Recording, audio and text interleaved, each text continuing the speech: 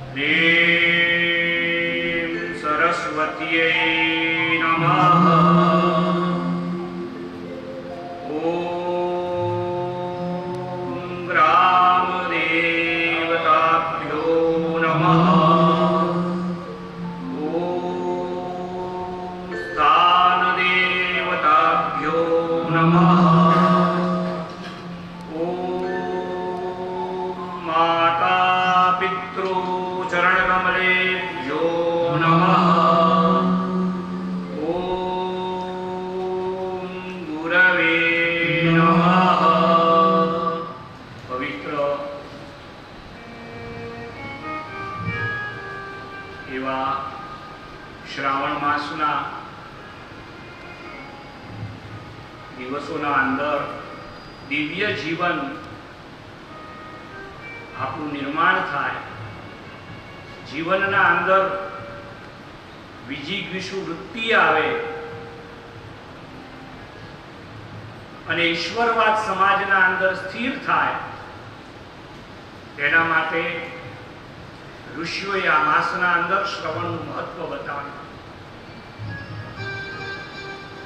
કારણ શ્રુતમ હરતિ પાપાની તથારોગ્યમ પ્રયચ્છમે. વેદમાન્ય, શાસ્ત્રમાન્ય, ઈશમાન્ય, ઋષિમાન્ય વિચારોના શ્રવણ થકી માણસનું જીવન દૈવી બને છે. એ દૈવી જીવન ની સુગંધ એ ચૈતન્યને પણ ચેતનવંત બનાવવા માટે સમર્થ છે. અને તેથી આ દિવસોમાં નિસર્ગ પણ સોળે કળાએ ખીલેલું હોય. મા ગંગાને સાનિધ્યના અંદર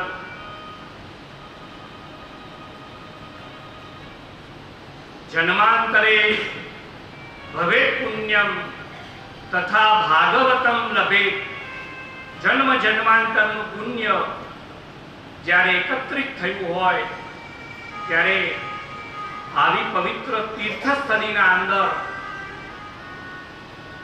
અને તેમાં પણ હર અને હરિનું દ્વાર જ્યાંથી શરૂ થાય છે એવી તપસ્થળીના અંદર શ્રીમદ ભાગવતનું શ્રવણ કરવાનું જે સૌભાગ્ય પ્રાપ્ત થયું છે તે જ દર્શિત કરે છે કે જન્મ જન્માંતરના પુણ્યનો ઉદય થયો છે. મા ગંગા મોક્ષદાયિની છે, પતિત પાવની છે. એવી મારા સાનિધ્યના અંદર આપણને બેસવાનો મોકો મળ્યો છે. માં જે હેતુથી આ ધરા ઉપર આવી હશે એ હેતુ આપણને શ્રીમદ ભાગવત સમજાવશે. પણ કદાચ આ દિવ્ય વિચારોથી માં પણ આજે આનંદિત થઈ હશે. તેથી આદિત્ય નારાયણ પણ આપણા માટે પ્રસન્ન થઈ અને આવકારવા માટે ઉત્સુક હોય તેવું દ્રશ્ય પણ આપણે જોયું.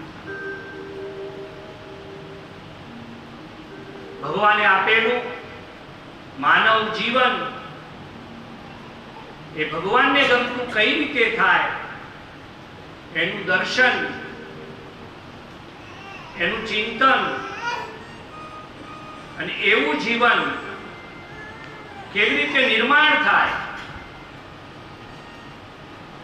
એ મહર્ષિ વેદવ્યાસે આપણને સમજાવ્યું છે. ભગવાને આપેલો માનવ જીવન નો મૂળ હેતુ છે ભગવાનને પ્રાપ્ત કરવા. તેથી કહ્યું કૃષ્ણ એવ ગતિર્મમ. મારા જીવનની ગતિ એ મારો કાર્યો ઠાકર બને તો જીવનની પ્રગતિ થાય.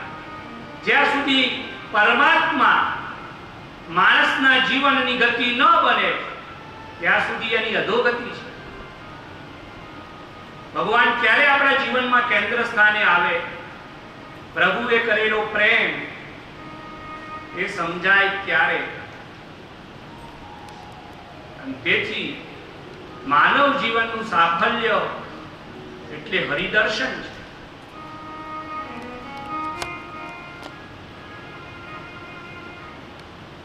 ભગવાનનું શ્રેષ્ઠતમ સર્જન જો કોઈ હોય તો તે માનવ છે. અને શ્રેષ્ઠ સર્જન ભગવાને બનાવ્યું પછી ભગવાનને પણ ઈચ્છા થઈ કે આ દીકરો મને મળવા માટે આવે. અને દીકરો જ્યારે ભગવાનને મળવા માટે આવે એની જ્યારે પરબ્રહ્મની અભિલાષા હોય તો એ અભિલાષા પૂર્ણ કરવી એ માનવના જીવનનું કર્તવ્ય છે. અને તેથી આપણા ઉપનિષદોએ કહ્યું નારાયણ પરબ્રહ્મ તત્વમ નારાયણ પર. જીવનના અંદર નારાયણ પરતા લાવવી હશે તો એકમેવ ગ્રંથ છે શ્રીમદ ભાગવત. શ્રીમદ ભાગવત વગર જીવનના અંદર નારાયણ પરતા ક્યારે પણ આવી ન શકે.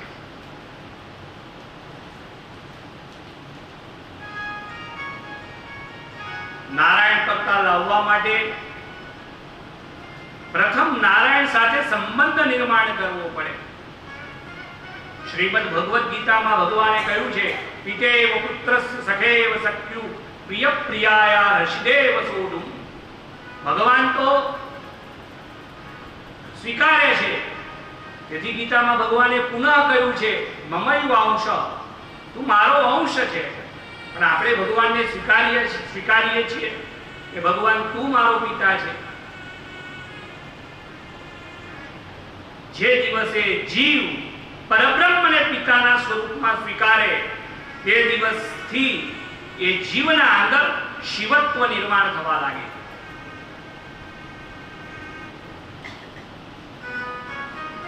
તેથી સંબંધ તેની સાથેનો મારો કેવો છે અને કયો છે એ સમજાય તો જીવનના અંદર સુગંધ આવે. ભાગવત ભગવાન સાથે અને ભગવાનના થયેલા લોકો સાથેનો સંબંધ સમજાવવા વાળો ગ્રંથ છે. સંબંધના અંદર સ્નેહાળતા હોય, આદ્રતા હોય, વિશ્વાસ હોય, કરુણા હોય, પરસ્પર પ્રેમ હોય, વાત્સલ્ય હોય, નિસ્વાર્થતા હોય, નિસ્પૃહતા હોય, તેનું નામ સંબંધ. તેથી ભગવાનના આગળ આપણે ગાઈએ છીએ સ્વાર્થી વિશ્વ સકલા તું જ સખા સાચો. આનું નામ સંબંધ. ભગવાને જે રીતે મારી સાથે સંબંધ બાંધ્યો છે તે રીતનો ભગવાન તારી સાથે સંબંધ બાંધું.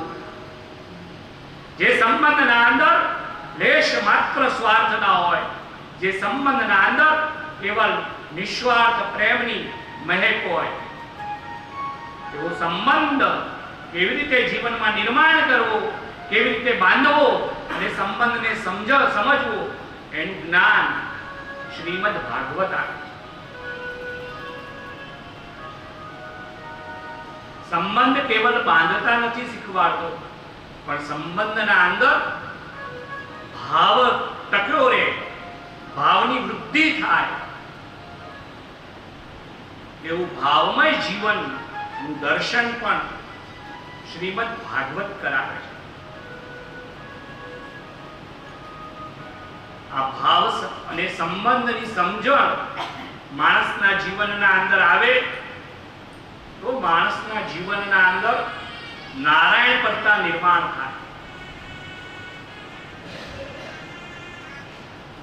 નારાયણ પરતાની સમજણ નથી આવતી, તેના લીધે માણસનું જીવન કેવું થયું.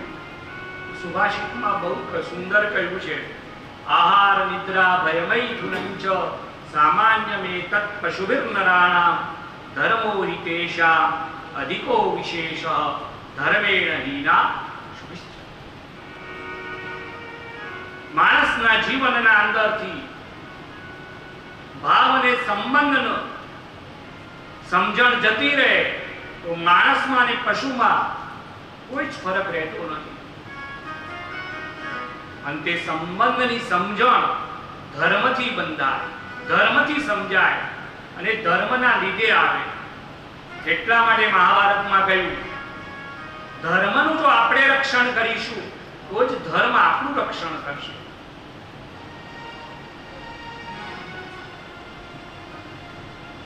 અને તે વિચાર તરફ કૃષ્ણ પરમાત્માએ ભાગવતના અંદર આપણને નિર્દેશ કર્યો છે સર્વ ધર્માન પરિત્યજ્ય મામેકમ શરણમ વ્રજ.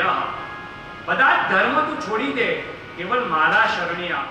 ઇહલોક અને પરલોકમાં માનવનું કલ્યાણ સમાજ છે એની સ્પષ્ટ સમજણ જે આપે, રસ્તો બતાવે, તેનું નામ ધર્મ. અને આવો ધર્મ જો મળે, આવો ધર્મ જીવનના અંદર સમજાય તો માણસનું જીવન દૈવી બને, ઈશ્વમાન્ય બને. અને એવું જીવન જોવાની ઈચ્છા આપણા ઋષિઓની છે, જેથી તેમને અસંખ્ય પ્રયત્નો કર્યા છે.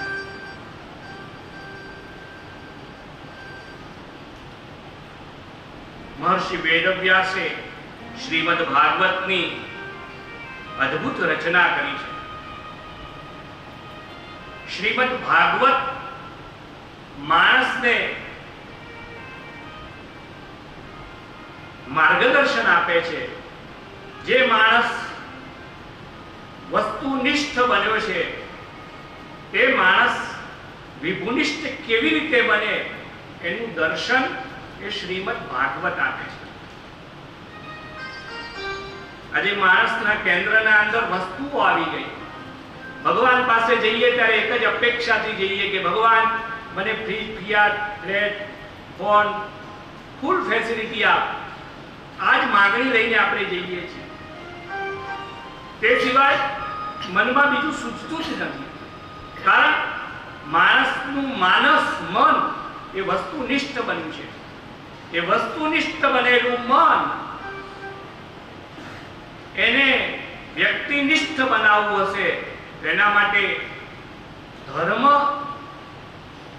સિવાય કોઈ તેને આધાર આપી નહીં શકે.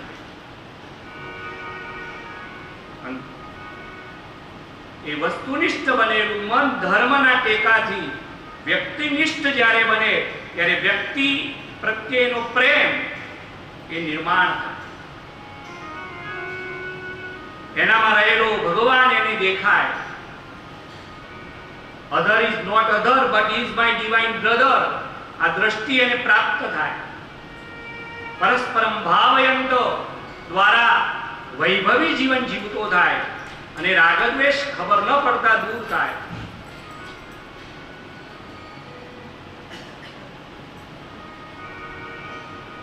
તેના માટે ભગવાને અર્જુનને કહ્યું કે પ્રત્યેક જીવ મારા છે.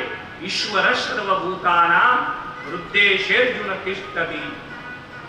પ્રાણી માત્રના અંદર ભગવાન કે હું આવીને અર્જુન વસ્યો છું.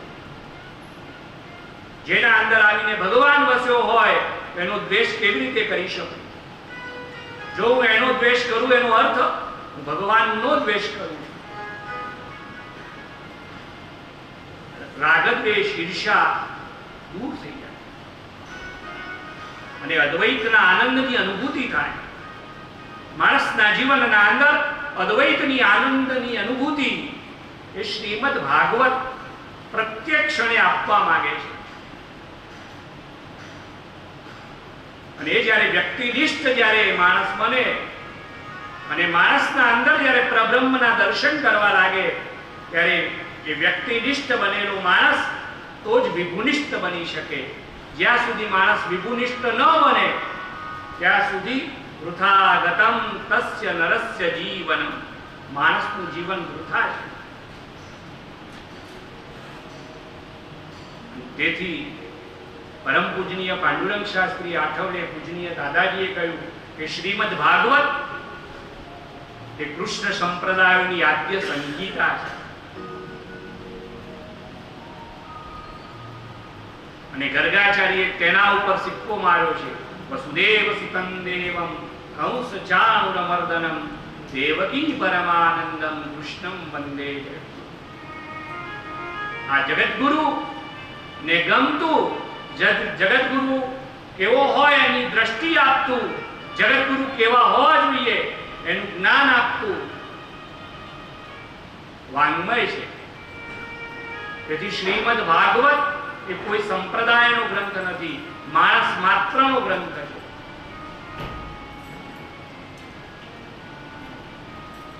જેમ ગીતા એ માણસ માત્રનો ગ્રંથ છે એમ શ્રીમદ ભાગવત એ માણસ માત્રનો ગ્રંથ છે. એટલા માટે શ્રદ્ધેય રામચંદ્ર ડોંગરેજી મહારાજ કહેતા કે કથા એ બિન સાંપ્રદાયિક પરબ છે. એમાં કોઈ પણ માણસ આવે જેને તૃષા લાગી હોય, તરસ લાગી હોય, તે આવે અને એનું પાન કરી અને તૃપ્તતા મેળવે. શ્રીમદ ભાગવત જીવનના અંદર તૃપ્તતા પ્રદાન કરવા વાળો ગ્રંથ છે. આજે શ્રીમદ ભાગવત ને આપણે મનોરંજનનું માધ્યમ બનાવી દીધું. શ્રીમદ ભાગવત એ મનોમંથન માટે છે.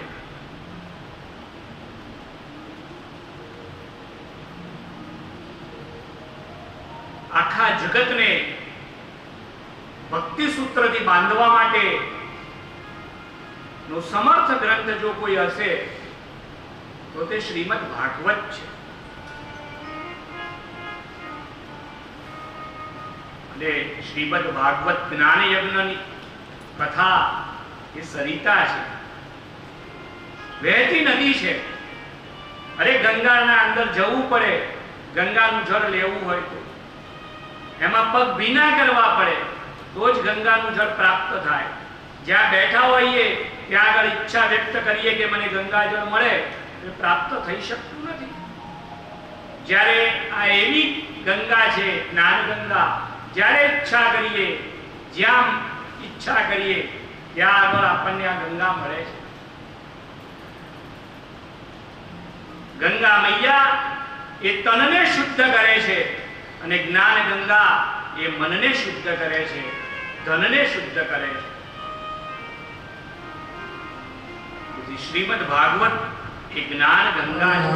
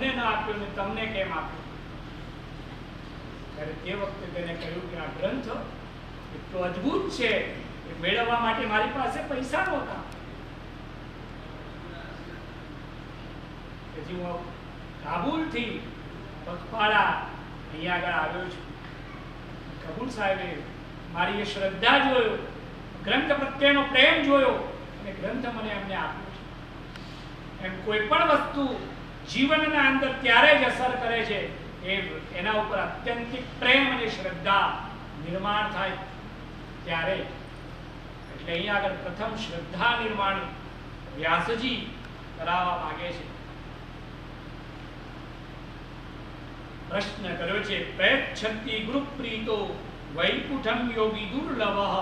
હે સુતજી, યોગીઓને પણ જે દુર્લભ છે એવી સદકૃપા સદગુરુ થકી અમારા ઉપર થઈ છે. અને તેથી અમારે વેદોપનિષદામ સારા જાતા ભાગવતી કથા, વેદ ગીતા ઉપનિષદના સાર સ્વરૂપ જે કથા છે તે અમારે સાંભળવી છે. આપના શ્રી મુક્તિ એવી પ્રાર્થના કરી છે. શુદ્ધદેવ સુતજીના આગળ સૌનકાદિક ઋષિઓએ અહીંયા આગળ ભાગવત શબ્દને સમજાવ્યો છે. પ્રોક્તામ સનમ કૃતો અર્જુનમ સ્વમુખે અર્જુનને સંભળાવી ભગવાને ભગવતેન ગીયતે સ ગીતા, ભગવાન દ્વારા જે ગવાય એનું નામ ગીતા, અને ભગવતેન પ્રોક્તઃ સ ભાગવત, અને ભગવાન દ્વારા જે કહેવાયું તેનું નામ ભાગવત. ભગવાન દ્વારા જે ગીત ગવાયું તે જેટલું પવિત્ર છે એટલે ગીતા, એમ ભગવાન દ્વારા જે ઉદ્ગારો ભગવાનના સ્વમુખેથી નીકળ્યા તે ભાગવત. તેથી ભાગવત એ કોઈ ગ્રંથ નથી, એ ભગવાનનું વાંગમય સ્વરૂપ છે. બીજો અર્થ ભાગવતનો કયો કે ભગવતાં જાતઃ કથા સ ભાગવત, ભગવત માન્ય જે મહાપુરુષો થયા એમની કથા જેમાં છે તે ભાગવત. દાદાજીએ તે ભાગવત શબ્દના એક શબ્દને મંત્ર રૂપ ગણ્યો છે. તેનો અર્થ વ્યાસ વિચારમાં દાદાજીએ સમજાવ્યો. ભા એટલે ભાવજીવનને ખીલવવા વાળો ગ્રંથ, ગ એટલે ગતિશીલતા પ્રદાન કરવા વાળો ગ્રંથ, વ એટલે વસ્તુની સાથે વસ્તુ દર્શનની સાથે તત્વ દર્શન કરાવવા વાળો ગ્રંથ, તો એટલે તેન ત્વમસી તસ્ય ત્વમસી તત ત્વમસી દ્વારા અહમ બ્રહ્માસ્મિની અનુભૂતિ કરાવવા વાળો ગ્રંથ એટલે ભાગવત. ભાગવત મહત્વ બતાવેલું છે. જેમ ગીતાનું મહત્વ વ્યાસજીએ બતાવ્યું મહાભારતના અંદર.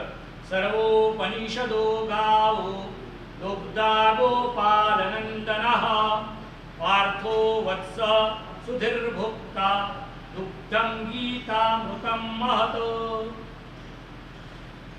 જેમ બધા ગ્રંથોનો સાર એ ગીતા છે, તેમ બધા જ ગ્રંથોના સારનો સાર એ શ્રીમદ ભાગવત છે.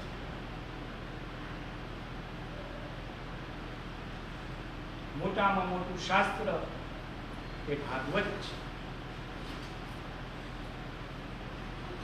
ભાગવતના આગળ શ્રીમદ શબ્દ વાપરવામાં આવે છે. શ્રીયામ યુતઃ સશ્રીમદઃ. શ્રી એટલે લક્ષ્મી, જે લક્ષ્મી યુક્ત હોય તેના માટે શ્રીમદ શબ્દ વપરાય. ભાગવત એ લક્ષ્મી યુક્ત છે, કારણ જેની પાસે ધન હોય એને ધનવાન કહેવાય, જેની પાસે ભગ હોય એને ભગવાન કહેવાય. અહીં આગળ 6 પ્રકારના ભગ બતાવ્યા છે.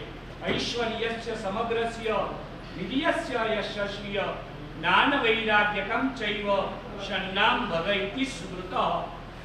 આવા 6 પ્રકારનું ઐશ્વર્ય જેની પાસે છે તે ભાગવત. ઐશ્વર્ય શબ્દ સમજવા માટેનું સામર્થ્ય એ ભાગવત આપણને આપે છે. આ ભાગવત ના ગ્રંથની રચના કોને કરી? તો શ્રીમદ ભાગવત ગ્રંથની રચના મહર્ષિ વેદવ્યાસે. વેદવ્યાસનું જીવન કેવું હતું તો અહીં આગળ પદ્મ પુરાણના અંદર બતાવ્યું છે. જેને વેદોનું વિભાજન કરી અને 4 વેદો મૂક્યા, આરુગ્ય, જુ, સામ, અથર્વ. 108 ઉપનિષદોની રચના કરી. મહાભારત ઇત્યાદિ ઐતિહાસિક ગ્રંથ નિર્માણ કર્યો.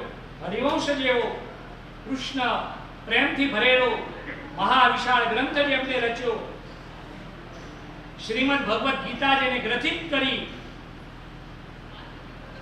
અને 107 પુરાણોની રચના કરી છે એ વેદવ્યાસ છે. જ્ઞાનના મહારાજ, જેના માટે કહેવાય છે પ્રજ્વાલિતો જ્ઞાનમય પ્રદીપ. એ વેદવ્યાસ નું નામ વ્યાસ, વેદનું વિભાજન કર્યું, એનો વિસ્તાર કર્યો, તેથી એમનું નામ પડ્યું વેદવ્યાસ. કૃષ્ણ દ્વીપમાં એમનો જન્મ થયો, તેથી એમનું નામ પડ્યું કૃષ્ણ દ્વૈપાયન. અને બોરના ઝાડ નીચે રહ્યા અને બોરનું જ સેવન કરીને જીવ્યા, તેથી એમનું નામ પડ્યું બાદરાયણ. એમના 3 નામ છે: વેદવ્યાસ, કૃષ્ણ દ્વૈપાયન અને બાદરાયણ. એમને લગ્ન કર્યા અરણી દેવી સાથે. બહુ જ પવિત્ર એમનું ગ્રહસ્થ જીવન છે. પ્રચંડ સાહિત્યનું સર્જન કર્યું છે. આ વ્યાસજી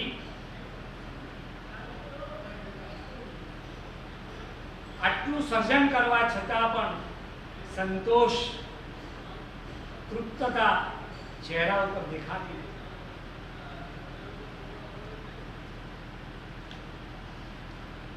ઉદ્વિગ્ન છે.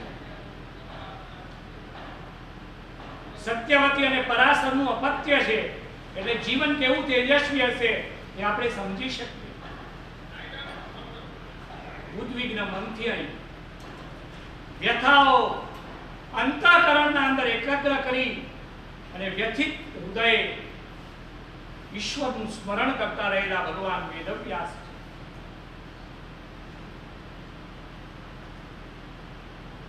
પ્રચંડ સાહિત્યનું સર્જન કર્યું હોય છતાં પણ માણસને સંતોષ ન થાય ત્યારે એના અંતઃકરણમાં કેવા પ્રકારની વ્યથા હશે.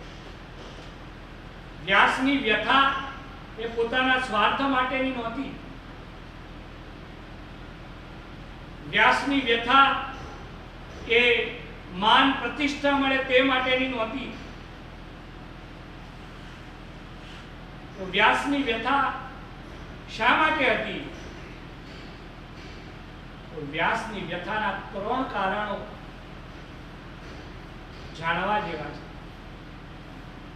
પ્રથમ કારણ તે એટલે મૃતપ્રાય માનવ્ય. મૂર્છાયેલું માનવ્ય જોઈ અને વ્યાસજી દુઃખી થયેલા છે. બીજું કારણ છે સર્વત્ર રાજતો ભોગવાદ. આ વ્યાસની વ્યથાનું કારણ. અને ત્રીજું કારણ છે ભીતિથી ચાલતી ભક્તિ, અંધશ્રદ્ધાથી ભરેલી ભક્તિ, ભ્રાંત અને અંધશ્રદ્ધાથી ભરેલો ધર્મ. આ વ્યાસની વ્યથાનું કારણ છે. અને તેટલે નિસર્ગના અંદર પ્રભુના સન્મુખ થઈ અને આ મહાપુરુષ માનવને ભદ્રતા તરફ વાળવા માટે હું શું કરું એનું ચિંતન કરે છે.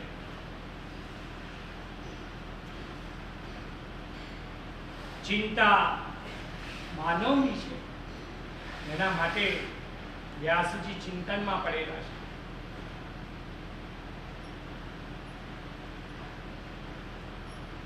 જે બીજાની ચિંતા કરતો હોય, બીજાના વિકાસની ચિંતા કરતો હોય, એની વેદનાનો ચૂરો કરવાનું સામર્થ્ય એ વેદ નારાયણ પાસે રહેલું છે.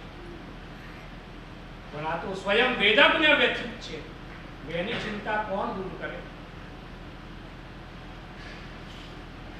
ચિંતામાં પડેલા વ્યાસજીને જોઈ ભગવાન પોતે વ્યથિત થયા છે. મારો વ્યાસ આજે ખૂબ દુઃખી છે. એના દુઃખનું કારણ માનવ છે. આત્યંતિક પ્રેમ જે દીકરા ઉપર હોય એ માં દુઃખી દીકરાને જોઈ ન શકે. એમ પરમ કૃપાળુ પરમાત્મા વ્યાસની આ સ્થિતિ જોઈ અને બેબાકડા બન્યા છે, વ્યાકુળ થયા છે. અને વ્યાકુળ થયેલો વ્યાસ જ્યારે આનંદિત થાય એના માટે સ્વયં બ્રહ્મ ભગવાન નારદને બોલાવે છે અને નારદને કહે છે કે નારદજી आप मेरा एक काम, व्यासाश्रम जाइए. मेरा व्यास बहुत व्यतीत है. પ્રભુની આંખના અંદર પણ વ્યાસનું દ્રશ્ય જોઈ અને અશ્રુ આવેલા નારદે જોયા છે. નારદે જોયું હશે કે ભગવાનને પણ કેટલો બધો પ્રેમ છે વ્યાસ ઉપર, કે ભગવાનની આંખના અંદર પણ આંસુ. તે વખતે નારદે કહ્યું, ભગવાન શા માટે આટલી બધી વ્યથા? વ્યાસની વ્યથા જોવાતી નથી. નારદજી ભગવાનને વંદન કરી એ વ્યાસાશ્રમમાં આવ્યા છે. વ્યાસજી ઉદ્વિગ્ન મનથી બેઠેલા છે. આંગણે દેવર્ષિને આવેલા જુએ છે. વ્યાસજી ઊભા થાય છે. અર્ઘ્યાદિ ઉપચાર વડે દેવર્ષિનું પૂજન કરે છે, આસન આપે છે અને આસન આપ્યા પછી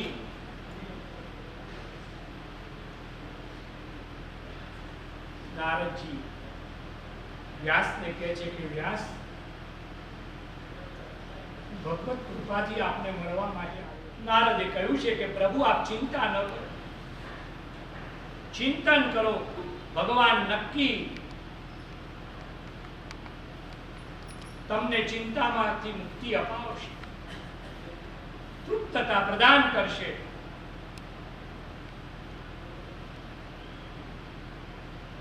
નારદ વ્યાસને આશ્વાસન આપે છે. વ્યાસ વિચારમાં પૂજનીય દાદાજીએ કહ્યું કે નારદ કોણ?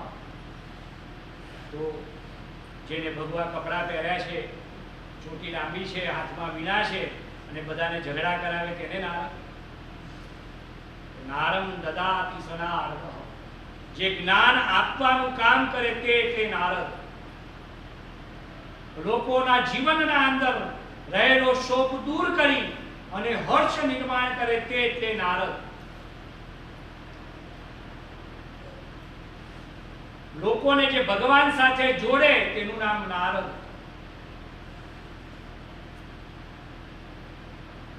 નારમ દદાતિ સનારદ, જ્ઞાન આપવાનું જે કામ કરે તે નારદ. અને આપવા વાળી જે પરંપરા જે વર્ષો સુધી ચાલુ રહી તેને નારદીય સંસ્થા આપણે કહીએ છીએ. નારદ ઝઘડા કરાવવા વાળો નહોતો, ઝઘડા દૂર થાય એવો પ્રયત્ન કરવા વાળું જીવન છે. નિસ્વાર્થ અને નિષ્કામ ભાવે પ્રભુના માટે જે ઘરે ઘરે જને જને ગૃહે ગૃહે જે ફરે તે નારદ. એટલા માટે સત્યનારાયણની કથા આપણે કરાવીએ ને, તેમાં બ્રાહ્મણ આપણને નારદની વાત કરતા બોલે છે, એકદા નારદો યોગી પરાનુગ્રહ કાંક્ષયા પર્યટન વિવિધાન લોકાન મર્ત્ય લોકમ ઉપાગતઃ. નારદ પર્યટન પ્રિય છે. એક જગ્યાએ કોઈ દિવસ સ્થિર રહ્યા નથી. દક્ષ પ્રજાપતિ અમને શ્રાપ આપ્યો તો આગળ કથા આવશે, પણ એ શ્રાપને પણ એમને આશીર્વાદ તરીકે સ્વીકારી લીધો હતો. એક પણ ઘરે ન જાય, એક પણ વ્યક્તિને મળે નહીં તો નારદને ચેન ન પડે. એટલા માટે કહ્યું છે નારદ પર્યટન પ્રિય છે. ભગવત વિચાર માટે જે સતત ફરતો રહે તે નારદ. જે ભગવાન સાથે જોડાયેલો છે તે નારદ. નારદ કેટલી વિચક્ષણ બુદ્ધિ એમની પાસે હતી એનું વર્ણન વેદવ્યાસે બહુ સુંદર કરેલું. 27 શાસ્ત્રોનું અધ્યયન એમને કર્યું. ભક્તિ સૂત્રના એ રચયિતા હતા અને વેદોનું ઉચ્ચારણ કેવી રીતે કરવું તે નારદે પોતાના શિક્ષા ગ્રંથના અંદર બતાવેલું છે. એટલે નારદીય શિક્ષા ગ્રંથ અદ્ભુત એમને બનાવેલો છે. અને કીર્તન ભક્તિના આચાર્ય નારદ છે. 9 ભક્તિઓ છે: શ્રવણમ કીર્તનમ વિષ્ણુ સ્મરણમ પાદસેવનમ અર્ચનમ વંદનમ દાસ્યમ સખ્યમ આત્મનિવેદનમ. એમ શ્રવણ ભક્તિના આચાર્ય એ રાજા પરીક્ષિત છે, એમ કીર્તન ભક્તિના આચાર્ય એ નારદ છે. નારદ એ આવું ચરિત્ર છે જે ભગવાન સાથે જોડવા વાળું, ભગવાનથી તોડવા વાળું નથી. આપણે તો કોઈ ઝઘડો કરાવે એટલે તરત કહી દઈએ કે આ નારદ જેવું છે. નારદ એ જોડવાનું કામ કરે. નારદ ક્લેશ કરાવવા વાળો નથી, ક્લેશ કઢાવવા વાળું જીવંત જીવન છે. સર્વજન પ્રિય ચરિત્ર જો કોઈ હોય ને તો તે નારદ છે. કંસની જોડે જાય તો પણ કંસ સત્કાર કરે, વસુદેવને મળવા જાય તો પણ વસુદેવ સત્કાર કરે, નંદ બાબાના ઘરે જાય તો નંદ બાબા પણ એટલો જ પ્રેમ કરે. અને કૃષ્ણને મળે તો પણ કૃષ્ણ એટલો જ પ્રેમ કરે. દાનવને મળે, માનવને મળે, દેવને મળે, છતાં પણ બધાનો દુલારો જો કોઈ હોય તો કે નારદ. જેને ભગવાનનું કામ કરવું છે એની પાસે આવા ગુણો અને આવી વિચક્ષણ બુદ્ધિ હોવી જોઈએ. અને આવો વિચક્ષણ માણસ જ્યારે ભગવાનનું કામ કરે, ભગવાન સાથે જોડાઈ જાય, ત્યારે સુજલામ સુફલામ સંસ્કૃતિ નિર્માણ થાય. નારદનું અદ્ભુત ચરિત્ર બતાવ્યું છે. એ સર્વજન પ્રિય નારદ છે. નારદજીની પ્રેરણાથી જીવનના અંદર તૃપ્તતા પ્રાપ્ત. નારદે પ્રેરણા આપી છે કે આપ ભક્તિ પ્રધાન ગ્રંથની રચના કરો. અને ભક્તિ પ્રધાન ગ્રંથની રચના કરવા માટેની પ્રેરણા આપી છે. નારદજી ત્યાંથી વૈકુંઠ તરફ ગયા છે. વ્યાસજીએ સ્વસ્થ થયા છે, ભગવાન સ્મરણ કર્યું છે અને ધ્યાનસ્થ બની સમાધિ અવસ્થાના અંદર જે જે ચરિત્રો વ્યાસજીને દેખાયા તે ચરિત્રો વ્યાસજીએ ગ્રસિત કરવા એવો નિર્ણય કર્યો છે વ્યાસ નારાયણે. અને એ વ્યાસ નારાયણ તે ચરિત્રો આગળ લાવતા રહેલા છે અને ગ્રંથની રચનાનો પ્રારંભ કર્યો છે. ગ્રંથ નિર્માણ થયો છે. ગ્રંથની રચના તો કરી, પણ એ રચના કર્યા પછી એને સમજી અને એનો પ્રચાર અને પ્રસાર થાય તેના માટે કોઈ અધિકાર મળવો જોઈએ. તેથી વૃદ્ધાવસ્થાના અંદર વ્યાસ નારાયણના દિલના અંદર ઉત્તરેષણા જાગી છે. હરણી દેવીની સાથે બંને જણા બેઠા છે સામ્યપ્રસ્થાશ્રમના અંદર. હરણી દેવીએ પોતાના અંતઃકરણમાં પડેલી વાત વ્યાસજીને કરી છે કે આપે અગાધ સાહિત્યનું સર્જન કર્યું છે અને છતાં પણ તમારા ચહેરા ઉપર તૃપ્તતા નથી. પણ જે સાહિત્યનું સર્જનથી તૃપ્તતા દેખાય છે એ સાહિત્યના પ્રચાર અને પ્રસાર માટે ભગવાન જો આપણને દીકરો આપે તો પ્રેરણા જાગે છે. વૃદ્ધાવસ્થાના અંદર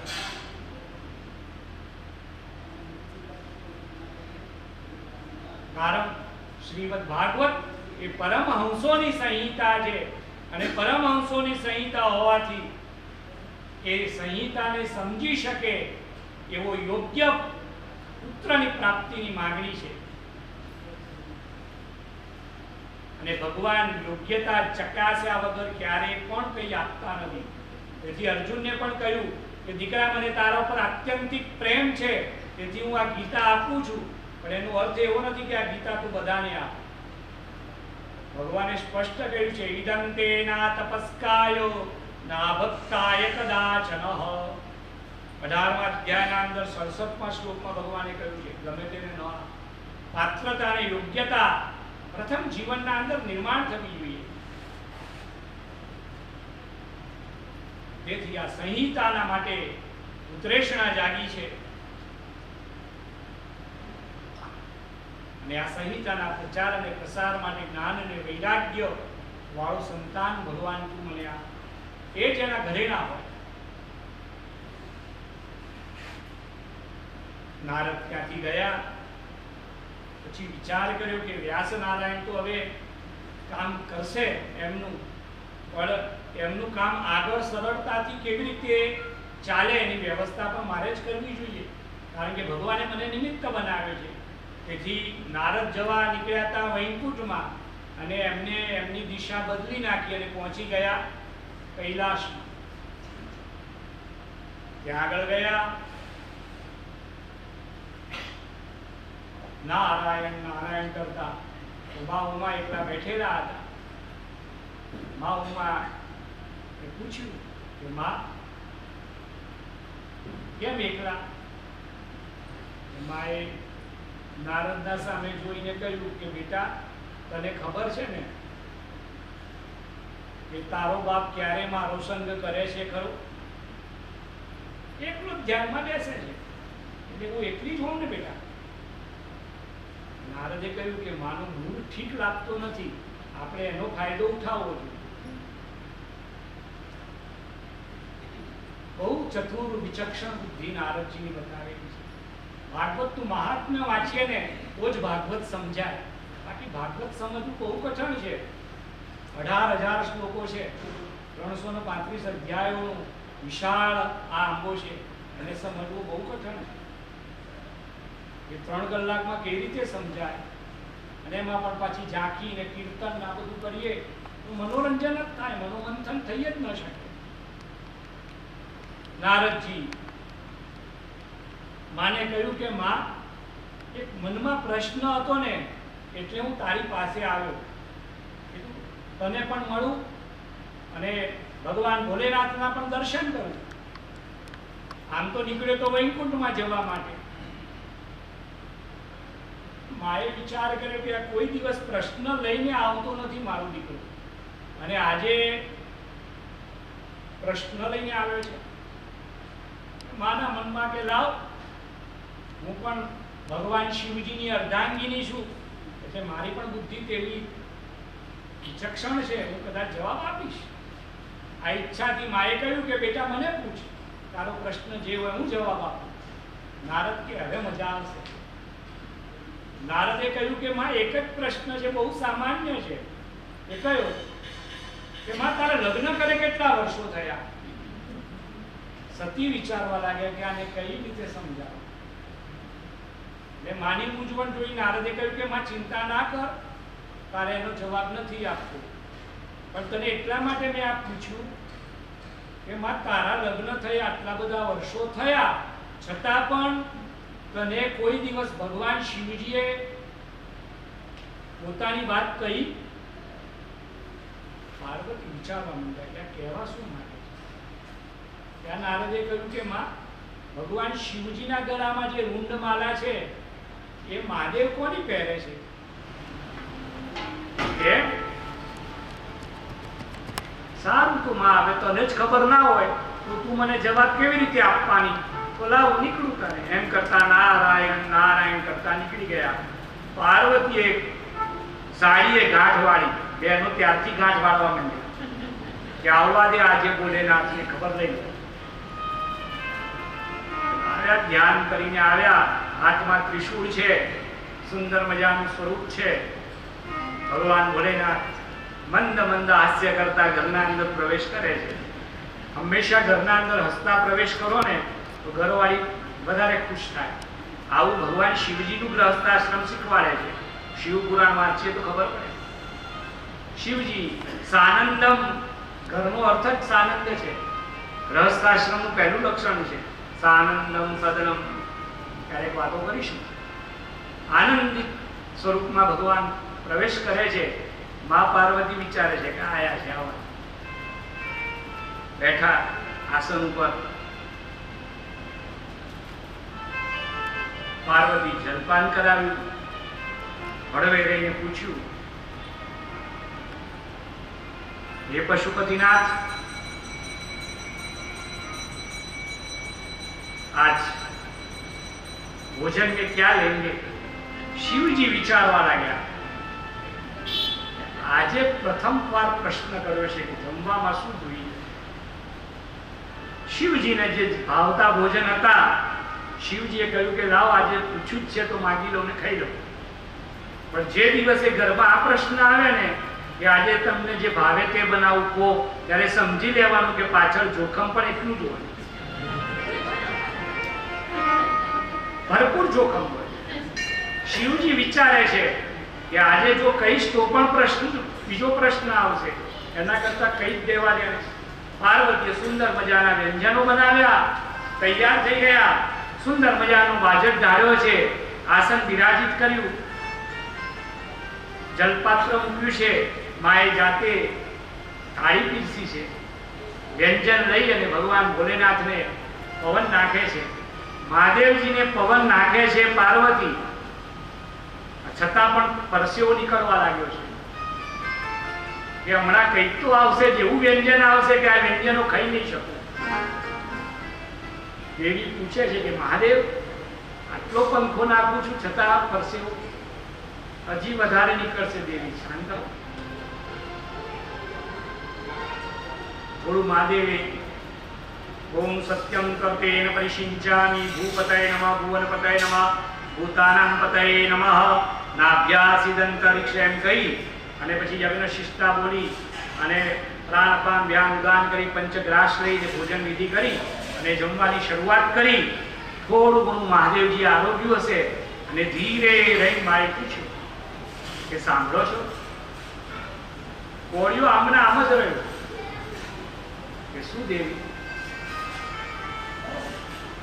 તમે આ ગળામાં કોની માળા પહેરો છો? મહાદેવજીએ જવાબ આપવાની જગ્યાએ કહ્યું કે દેવી, આપણા ઘરે કોણ આવ્યું હતું? પાર્વતી કે એનાથી શું મતલબ, તમે જવાબ આપો. કે ના ના, પૂછું છું ખાલી, એ આપણા ઘરે કોઈ આવ્યું હતું? કોઈ આપણા ઘરે આવ્યું હોય તો ગૃહસ્થનો નિયમ છે એનો અતિથિ સત્કાર કરવો. તે તમે કર્યો કે નહીં એ જાણવા માટે હું પૂછું.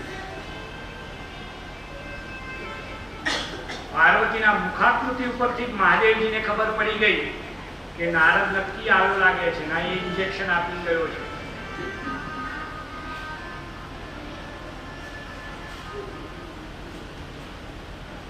શિવજીએ કહ્યું કે દેવી, હું મારા ગળામાં ગમે તેની માળા પહેરું, તેનાથી તમને શું વાંધો છે?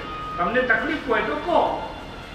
એના તકલીફ તો બીજી કઈ નહીં, પણ મારે તે જાણવું છે કે આ કોની માળા પહેરો છો. લગ્ન કરે આટલા બધા વર્ષો થયા, પણ ક્યારે તમે કોઈ દિવસ મને કોઈ વાત કરો છો ખરા? આ બધી પાર્વતીઓ બોલે છે કે નહીં? તે જ વાત પાર્વતીએ કહી. શિવજીએ કહ્યું કે દેવી, આ વાત જાણવા જેવી નથી. આ પ્રશ્નનો જવાબ એટલો બધો સરળ છે નહીં, તેથી તે પ્રશ્ન જ રહેવા દો તો વધારે આનંદ આવશે. પણ હંમેશા કોઈ પણ કામ કરાવવું હોય ને તો બહેનોની પાસેથી શીખવા જેવું છે કે કેવા સમયે એ કામ કરાવી શકાય.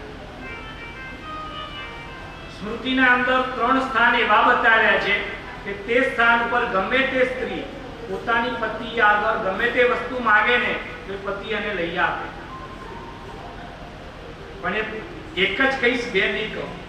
એ તો ભાઈઓનું પણ મારે વિચારવું પડે.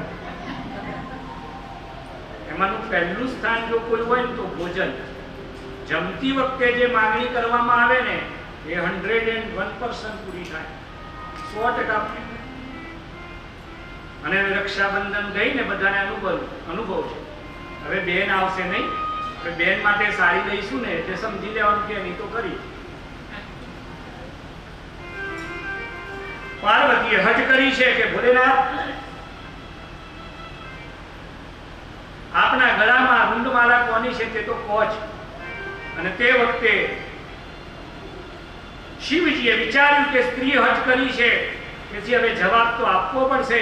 ભોજન કરી લીધું છે. ભોજન કર્યા પછી મહાદેવજીએ કહ્યું કે દેવી, આ પ્રશ્નનો જવાબ જાણવો હોય તો એકાંતમાં એ મળશે. કેમ? દેવી, આદિ મધ્યંતહીનાય નિર્ગુણાય રૂપાય ચ મારો કોઈ જન્મ નથી. હું આદિ મધ્ય કે અંત હું નથી. હું નિર્ગુણ નિરાકાર પણ છું અને સગુણ સાકાર પણ છું. મારો કોઈ પિતા નથી ને મારી કોઈ માતા પણ નથી. ऐसा देवादी देव महादेव है. અને દેવી, અમારે તો અસંખ્ય અવતારો લેવા પડ્યા છે. અને જ્યારે જ્યારે તમે તમારા અવતારી કાર્ય પૂર્ણ કરી અને તમારા દેહનું જ્યારે વિસર્જન કરો છો ને, ત્યારે વિસર્જન થયેલું તમારા જીવનનું પુષ્પ એ મારા ગળાના અંદર રૂંડમાળા તરીકે હું ધારણ કરું. તો કે તમારી સાથે મેં લગ્ન કર્યા અને તમારે કોઈ દિવસે મરવાનું નહીં, મારે જ મરવાનું. એનું કારણ શું? ત્યારે મહાદેવજીએ કહ્યું કે દેવી, એના માટે અમૃત વિદ્યાનું પાન કરવું જોઈએ, અમર કથા સાંભળવી. મહાદેવ વાત સાંભળી દેવીએ હઠ કરી છે કે મહાદેવ મારે અમર કથા સાંભળવી છે. એકાંતમાં ગયા છે, હિમાલયના અંદર અમરનાથની ગુફાના અંદર વિરાજિત થયા છે. ભગવાન શિવજી વ્યાસપીઠ ઉપર વિરાજિત થયા છે, મા ઉમા એમના ચરણોમાં વિરાજિત થયા છે. શિવજીએ શરત કરી છે કે દેવી આપ કથા શ્રવણ કરતી વખતે જાગૃત રહેજો, કારણ કે જ્યારે સદવિચારોનું શ્રવણ કરીએ ને ત્યારે એમાં દુર્ગુણો બહુ વિઘ્નો નાખે, એટલે આળસ આવે, પ્રમાદ આવે, ઘણું બધું આવે. અને ઘણી વાર તો છે ને કુંભકર્ણ મરી ગયો ત્યારે એની જે પત્ની જે વિધવા થઈ ને નિદ્રા દેવી પણ ત્યાં આગળ આવી જાય, આધાર મળી જાય. માટે દેવી તમે સાવધ રહેજો, તમારે હુંકાર આપવો પડશે, અને હુંકાર આપશો તો જ હું અમર કથા કહીશ. દેવીએ શરત માન્ય રાખી છે. ભગવાન શિવજીએ કથાની શરૂઆત કરી છે. રામકથાની શરૂઆત પણ ભગવાન શિવજીએ કરેલી છે, અને શ્રીમદ ભાગવતની શરૂઆત પણ ભગવાન શિવજીએ કરેલી છે. શિવજીએ આંખો બંધ કરી છે અને પરમ પૂર્ણ પુરુષોત્તમ પરબ્રહ્મનું વર્ણન શરૂ કર્યું છે. દેવી શ્રવણ કરતા રહેલા છે, હુંકારો આપતા રહેલા છે. એ વિચારોના અંદર દેવી એટલા બધા ભાવમય બની ગયા, સમાધિસ્થ થઈ ગયા, ક્યારે નેત્રપટલ બંધ થઈ ગયા તે ભાન રહ્યું નહીં, હુંકારો આપતા બંધ થઈ ગયા. શિવજી સમાધિ અવસ્થામાં જઈ અને અમર કથા અમૃત વિદ્યા આપતા રહેલા છે, પણ હુંકાર સંભળાતો નથી. બપોરમાં રહેલું તાજું જાતક શુક્ર જે હોય છે જન્મેલું, એ વિચારે છે કે પૃથ્વી ઉપર પ્રથમ અમૃત વિદ્યા આજે પ્રગટ થઈ રહેલી છે, અને માં હુંકાર આપતી બંધ થઈ છે. અને માં જો હુંકાર આપતી બંધ રહેશે તો શિવજી અમૃત વિદ્યા આ ધરા ઉપર લાવી નહીં શકે. માટે પાર્વતીની જગ્યાએ એ તાજું જન્મેલું સુખનું બચ્ચું એ હુંકાર આપવા રાખ્યું છે. અમૃત વિદ્યાના પ્રારંભના શ્રવણથી વાચા ફૂટી છે અને હુંકાર આપે છે. અમર કથા અમૃત વિદ્યા શિવના મુખારવિંદમાંથી નીકળી અને અમર ગુફાના અંદર માં પાર્વતી એનું ગ્રહણ કરે છે પોતાના મતિરૂપી પાત્રના અંદર, અને નાનકડું સુખ એ શ્રવણ કરે છે. છેલ્લા અવસ્થાના અંદર અમૃત વિદ્યા પહોંચી છે. શિવજીના નેત્ર ખુલ્યા છે, પાર્વતીની સ્થિતિ જોઈ છે સમાધિ અવસ્થાના અંદર. ત્યારે શિવજીએ વિચાર્યું કે આ હુંકાર કોણ આપતું હતું. દ્રષ્ટિ ફેરવી છે, પોતાની દ્રષ્ટિના અંદર નાનકડું સુખનું બચ્ચું દેખાયું છે. શિવજી કોપિત થયા છે, આંખો લાલ મૂક થઈ છે, ભવર દોડી થઈ છે, હાથમાં ત્રિશૂળ લીધું છે. ભવનાથનો ગુસ્સો જોઈ અને ભવાની ધ્રુજવા લાગ્યા છે. આટલા બધા ગુસ્સામાં ભગવાન કેમ? દેવી તમારામાં પાત્રતા જોઈને અમૃત વિદ્યા આપવાનો મેં પ્રયત્ન કર્યો, પણ તમે સમાધિસ્થ થયા તેથી પાત્રતા બહાર પણ વિદ્યા નીકળી છે. તેનો ગુસ્સો છે. ભવનાથનું સ્વરૂપ રૌદ્ર જોઈ અને સુખ ગભરાયું છે, અને અમૃત વિદ્યાથી પુષ્ટિ મળી છે, ઉડવાની પાંખ ફૂટી છે, અને ડરનું મારું ભાગ્યું છે. ભગવાન શિવજીએ વિચાર્યું કે ગુફાની બહાર નીકળી જશે તો મને બહુ શ્રમ પડશે પકડવામાં. તેથી ભગવાન શિવજી ત્રિશૂળ લઈને પાછળ દોડ્યા છે. સુખનું બચ્ચું દોડતું દોડતું જતું રહેલું છે, અને ભગવાન શિવ તેની પાછળ હાથમાં ત્રિશૂળ છે, જટા ખુલી ગઈ છે. સુખનું બચ્ચું વિચારે છે કે આપણે હવે કોઈકના શરણે જવું પડે,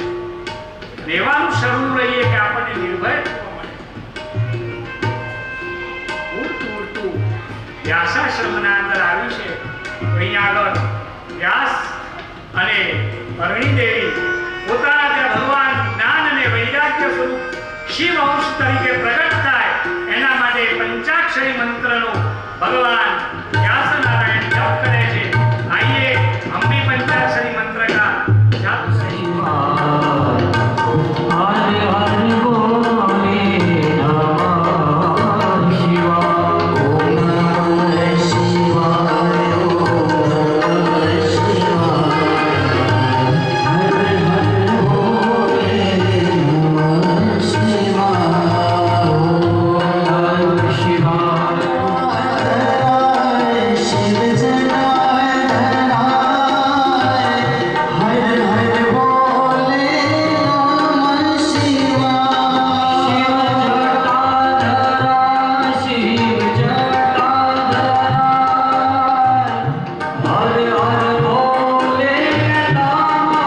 शिवाय. ओम नमः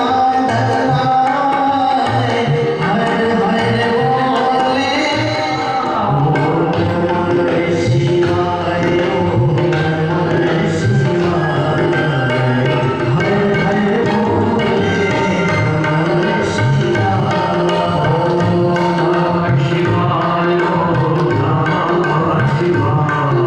शिवाय. हरे हरे बोले नमः शिवाय. ओम नमः शिवाय.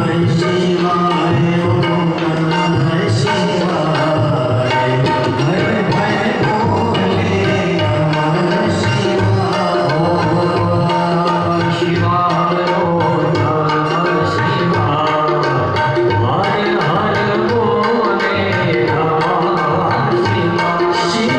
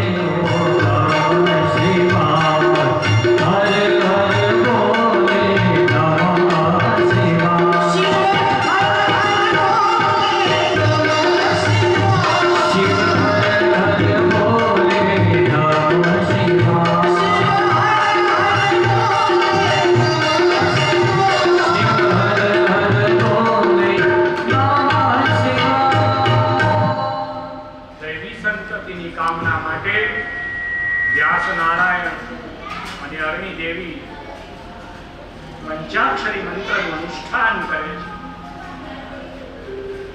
દિવ્ય હેતુ સિદ્ધ થાય, સર્વજન હિતાય અને સર્વજન સુખાય જે સંહિતાનું સર્જન કર્યું છે એનો સુયોગ્ય રીતે પ્રચાર અને પ્રસાર થાય એના માટે દૈવી સંતતિની માંગણી કરી છે.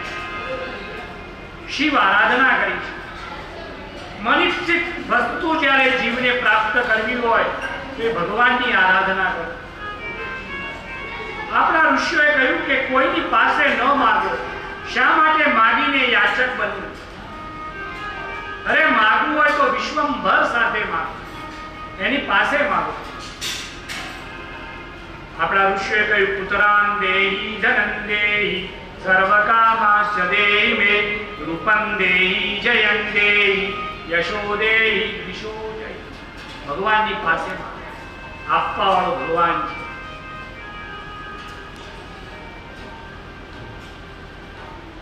આપે છે ને પાછું ભૂલી જવા વાળો પણ ભગવાન છે.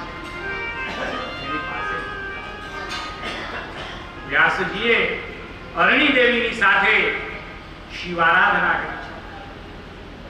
લગ્નનો અર્થ જ આ છે પત્યુરનો યજ્ઞ સંયોગે સુયોગ્ય હેતુ સિદ્ધ કરવો હોય તો એકલાથી ક્યારે પણ ન થાય.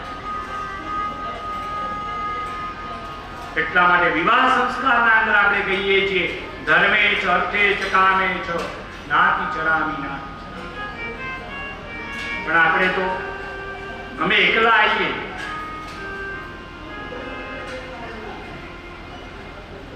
એકલા રહેવું ને બહુ મોટી આપત્તિ છે.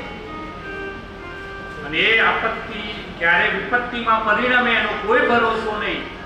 પણ એ વિપત્તિમાં જો સંપત્તિ પ્રાપ્ત કરવી હોય તો દંપતિ જ રસ્તો છે. એટલા માટે રહું પત્યુરનો યજ્ઞ સંયોગે. વ્યાસજી એકલાએ અનુષ્ઠાન નહીં કર્યું,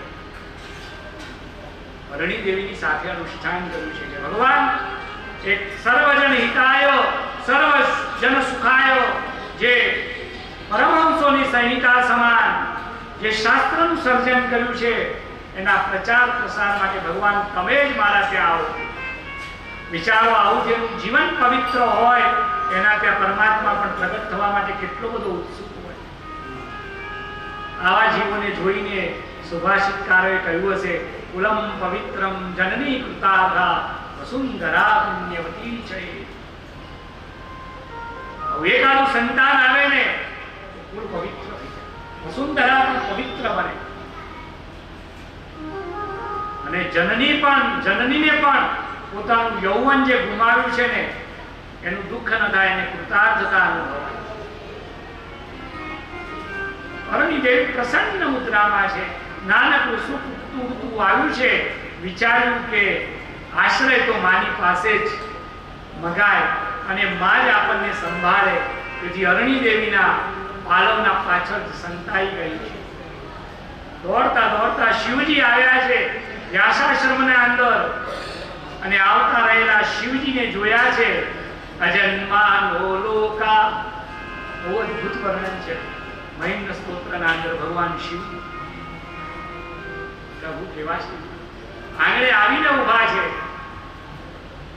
નીલકંઠ, ત્રંબકેશ્વર.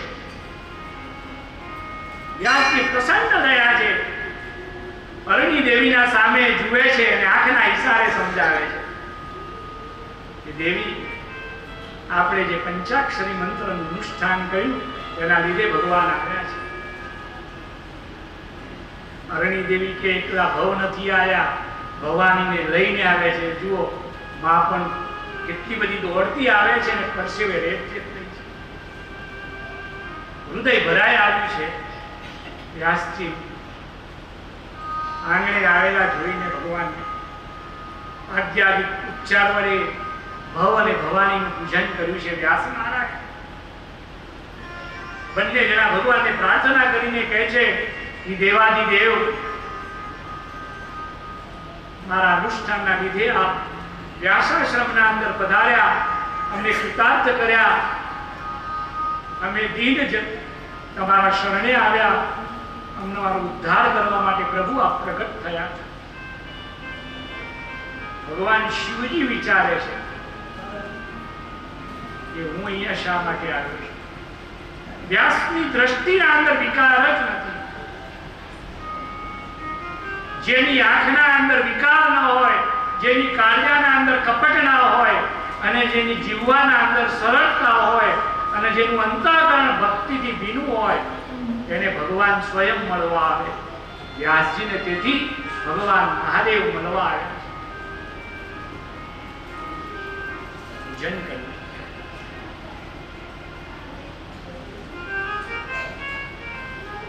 ભગવાન દરેકને મળવા માટે તો આપ એકલા જ આવો છો, પણ અમારા ઉપર સવિશેષ પ્રેમ છે, તેથી આપ ભવાનીની સાથે પધાર્યા. શિવજીએ જોયું પાછળ ઊભા હતા. મનમાં વિચારે કે આ તારા લીધે જ આ બધી જડો જથ્થા થઈ છે. પણ હવે બોલાય થોડું કોઈના ઘરે.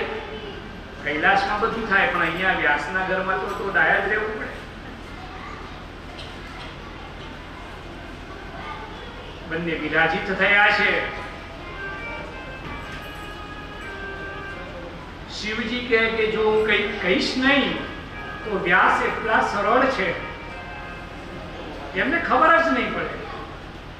તેથી શિવજીએ સ્વયં આત્મનિવેદન કર્યું છે કે વ્યાસજી, મારા ઘરે ચોરી થઈ છે અને મારા ઘરનો ચોર એ તારા ત્યાં આવીને છુપાયો છે, માટે હું આવ્યો છું. વ્યાસજી વિચારવા લાગ્યા, ભગવાન શિવજીના સામે જોવા લાગ્યા, એની અરુણિદેવી બંને, અને વ્યાસ ખડખડાટ હસવા લાગ્યા. નારદ ઉપરથી હસે છે કે કેટલા શોકમાં પડેલો વ્યાસ આજે હસે છે ભગવાન શિવને જોઈને. પાર્વતી કહે છે કે વ્યાસજી કેમ હસો છો, આટલા બધા ખુશ ખુશ થઈને? શિવજી થોડા કોપિત છે, ક્રોધિત છે.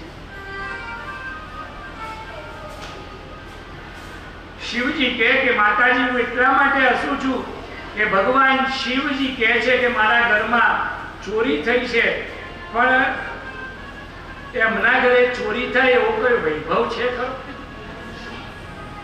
અને એવો તે કેવો ચોર હશે કે એના ઘરે ચોરી કરવા જાય? એના ઘરે કેવલ ભસ્મના ગોળા પડ્યા છે અને બોરિંગ કાળા પડ્યા હોય. હવે એના ઘરે લેવા જાય શું? અને પાછા કહે છે કે મારા ઘરે ચોરી થઈ. કદાચ વિષ્ણુ આવીને કહે કે મારા ઘરે ચોરી થઈ તો હું માનું કે તો અલંકાર પ્રિયો વિષ્ણુ, ઘરેણા બહુ પ્રિય છે મારા ઠાકુરને, રોજ રોજ નવા નવા ઘરેણા પહેરે, અને પણ ગમે તેવા નહીં, એને જેટલું આપો એટલું ઓછું, અને વાસીને જૂનું તો ગમે જ નહીં. એ વિષ્ણુ આવીને કહે કદાચ તો હું માનું કે એના ઘરમાંથી કોઈ ચોર ચોરી કરીને ગયો હશે, ધન સંપત્તિ લઈ ગયો હશે. કદાચ બ્રહ્મદેવ આવીને કે તો હું માનું. પણ આ શિવજી હિમાલયમાં રહે, આકાશ એમનું છત અને પહાડ એમની ધરા અને દિશાઓ એમની દિવાલો અને ભસ્મના ગોળા એમના વૈભવ, અને એમના ઘરેથી આવીને લઈ શું જાય? વ્યાસનું આવું વચન સાંભળીને શિવજીને હસવું પણ આવે છે અને ગુસ્સો પણ આવે છે.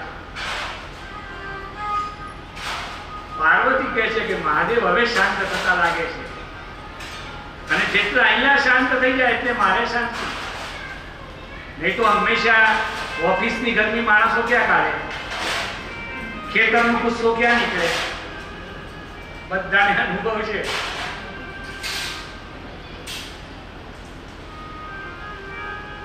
શિવજી શાંત થયા અને કહ્યું કે વ્યાસજી, મારી અમૃત વિદ્યા સુખ ચોરીને ગયો છે. શાસ્ત્રમાં કહ્યું છે કોઈ પણનો વિચાર એની રજા લીધા વગર ક્યારે પણ એ વિચાર લેવાય નહીં. એ વિચારની ચોરી છે. ને વાઘભાઈ ચોરી એ મોટામાં મોટી ચોરી બતાવી છે. જે વિચાર જે મહાપુરુષનો છે, જે તત્વજ્ઞાન જે મહાપુરુષનો છે, એનું કૃતજ્ઞતાપૂર્વક જો નામ ન લેવામાં આવે અને વિચાર કહેવામાં આવે તો પણ એ પાતક બતાવેલું છે. જે અમૃત વિદ્યા મેં કહી તે અમૃત વિદ્યા પૂછ્યા વગર એક સુખ સાંભળ્યું છે, અને સાંભળી અને અમૃત વિદ્યાના લીધે પુષ્ટ થઈને તમારા આશ્રમમાં આવ્યું છે. અરણીદેવીને એનો સ્પર્શ થયો છે. અરણીદેવી વિના થયા છે. ભગવાન શિવજી સમજી ગયા છે. વ્યાસજીએ ભગવાન શિવની સ્તુતિ કરી છે અને કહ્યું છે કે ભગવાન, આપ ગમે તે કારણથી આવ્યા પણ મારા આંગણે આવ્યા, તેથી હું પવિત્ર થયો છું. અને એક મારી અભિલાષા હતી, એ અભિલાષા પણ આપના આગમનથી અને આપના કાર્યથી પૂર્ણ થઈ હોય એવું મને લાગે છે. શિવજીએ કહ્યું કે તમારી શું અભિલાષા હતી? ભગવાન, આપ જ મારા ત્યાં પુત્ર સ્વરૂપે પ્રગટ થાઓ એ મારી અભિલાષા છે. શિવજી પ્રસન્ન થયા છે વ્યાસનું અવતારી કાર્ય જોઈને અને કહ્યું છે કે વ્યાસ, અરણી દેવીના મુખના અંદર રહેલું જે સુખ છે એ સુખના અંદર જાઉં મારો દૈવી અંશ મૂકું છું, જે જ્ઞાન અને વૈરાગ્યથી પુષ્ટ થઈ અને આ ભૂતલ ઉપર તમારા આંગણાને પાવન કરવા માટે હું જ તમારા ત્યાં પુત્ર રૂપે ભગવાન શા માટે આ ધરા ઉપર એક બે વાર નહીં પણ 24 વાર આવ્યા? એમાં ભગવાનના પ્રમુખ 10 અવતારો ભગવાને લીધા. તો સુતજીએ કહ્યું છે કે ભગવાને ગીતામાં કહ્યું છે કે હું સૃષ્ટિ ઉપર ક્યારે આવીશ? તો યદા યદા હિ ધર્મસ્ય ગ્લાનિર્ભવતિ ભારત અભ્યુત્થાનમ ધર્મસ્ય તદાત્માનં સૃજામ્યહમ. ધર્મમાં ગ્લાનિ જ્યારે આવશે ત્યારે પરબ્રહ્મ પ્રગટ થશે. યદા યદા હિ ધર્મસ્ય ગ્લાનિર્ભવતિ ભારત. ભગવાનને આવવાનું પ્રથમ કારણ. બીજું ભગવાને કહ્યું પરિત્રાણાય સાધુનામ. હું સજ્જનોનું સંરક્ષણ કરવા માટે આવીશ. ભગવાનને બોલાવવા હોય તો પ્રથમ બે કામ આપણે આ કરવા જોઈએ, તો ભગવાન આવે.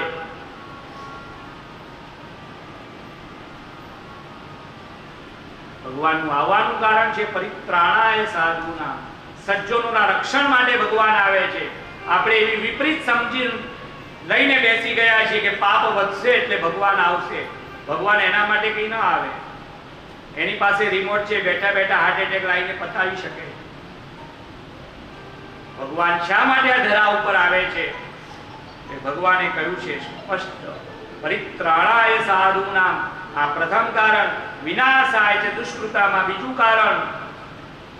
ધર્મ સંસ્થાપનાર્થાય આ ત્રીજું કારણ.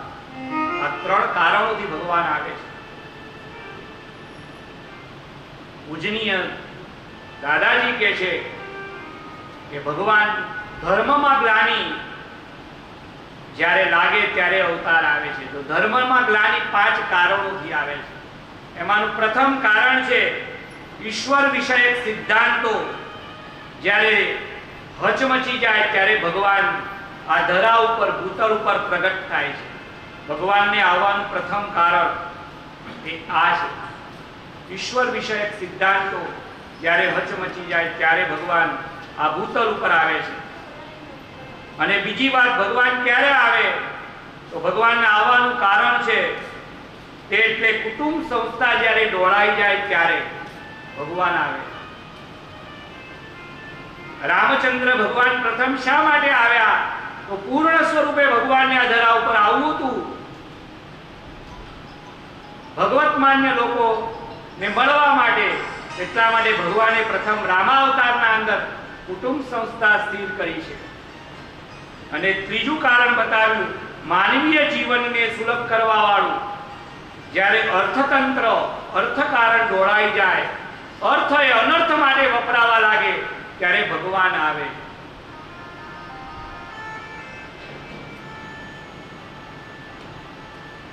શ્રી સુક્તમમાં પણ કહ્યું છે અલક્ષ્મીમ નાશયામ્યહમ. અર્થકારણ પવિત્ર રહેવું. ચોથું કારણ રાજકારણ એ શોષિત બને, દુબળું બને, મલિન બને, ભ્રષ્ટ થાય ત્યારે ભગવાન આવ્યા ધરા ઉપર.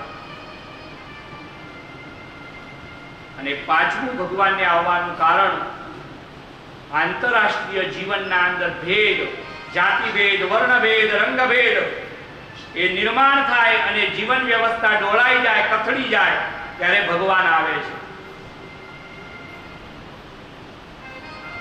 ઈશ્વરીય ચૈતન્ય 3 જુદા જુદા રૂપે આ ધરા ઉપર પધારે છે. એક પહેલું કારણ છે ટ્રાન્સમાઇગ્રેશન. એમાં દેહાંતરની પ્રાપ્તિ થાય છે. બીજું છે પજેશન, જેમાં દેહાંતરની પ્રાપ્તિની કલ્પના છે. અને તે સમજવું હોય તો દાખલા તરીકે જીવના અંદર ભગવાનનો સંચાર થાય. એવી દંતકથા છે કે ભગવાન માં ભવાનીનો સંચાર શિવાજીના જીવનના અંદર થતો હતો જ્યારે યુદ્ધે ચડતા હતા ત્યારે. એ પજેશનનું એક કારણ બતાવ્યું છે. અને ત્રીજું કારણ બતાવ્યું છે કે એટલે ઇમેનેશન, ઈશ્વરની એકાદ જીવનમાં ઉત્પત્તિ એટલે અંશાવતાર. આ ત્રણેયમાં અવતારની સ્પષ્ટ કલ્પના બતાવેલી નથી. ઘણા લોકો તત્વચિંતકોએ આ ત્રણ કલ્પનાઓ આપી, ટ્રાન્સમાઇગ્રેશન, પજેશન અને ઇમિનેશન. એમાં અવતારની સ્પષ્ટ કલ્પના નથી. પૂજનીય દાદાજી કહે છે અને વેદવ્યાસજી શ્રીમદ ભાગવતમાં સમજાવે છે કે અવતાર આ બધાથી કંઈક વિશેષ છે. ભગવાન આના માટે ન આવે. તો અવતાર એટલે નીચે આવવું. લિંગ દેહના અંદર સ્વતંત્ર ઈશ શક્તિ, ઈચ્છા શક્તિથી પ્રવેશ કરે તેનું નામ અવતાર. સરળ ભાષામાં આપણે સમજીએ તો અવતાર એટલે સાક્ષાત પૂર્ણ બ્રહ્મનો આ ધરતી ઉપર કૂદકો મારીને આવવું. અને અવતાર ત્યારે જ ભગવાન લે છે જ્યારે જીવ એના માટે પ્રયત્ન કરે ત્યારે. જ્યાં સુધી વ્યક્તિ પ્રયત્નશીલ ન બને ત્યાં સુધી ભગવાન આ ધરા ઉપર આવતા નથી. ભગવાન આ પૃથ્વી ઉપર શા માટે આવે છે? તો આ કારણથી ભગવાન આવે છે. અહીં આગળ અવતારવાદનું દર્શન કરાવ્યું છે અને ભગવાનના 24 અંશાવતારોનું વર્ણન કર્યું છે. પ્રથમ સ્કંદના અંદર વેદવ્યાસજીએ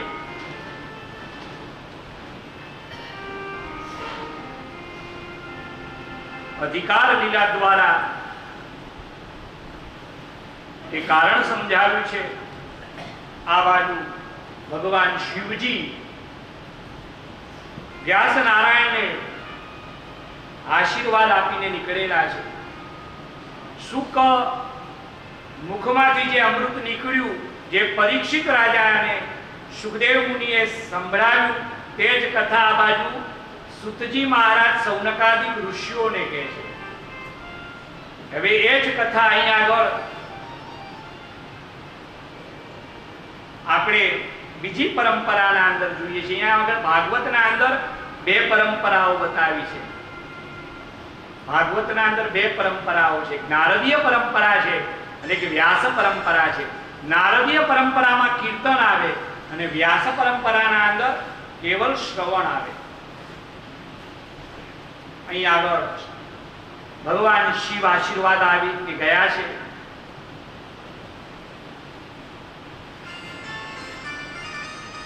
નારદ મુનિ પધાર્યા છે.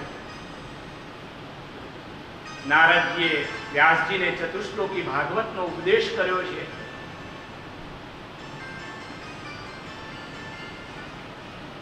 અને ઉપદેશ પછી વ્યાસજીએ કહ્યું છે કે નારદજી, આપ જે વાત કરો છો ભગવત તત્વની, તો હરિશરણ સ્વીકારવાથી જીવન કેવી રીતે દિવ્ય બને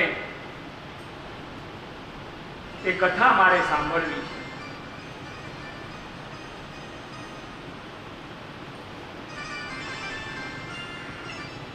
જેના જીવનના અંદર કાશીનું જ્ઞાન, હિમાલય જેવી સાધના છે અને ગંગા જેવું પાવિત્ર્ય છે, એવા બંને સંતો સામ્ય પ્રસ્થાશ્રમના અંદર ભેગા થયેલા છે.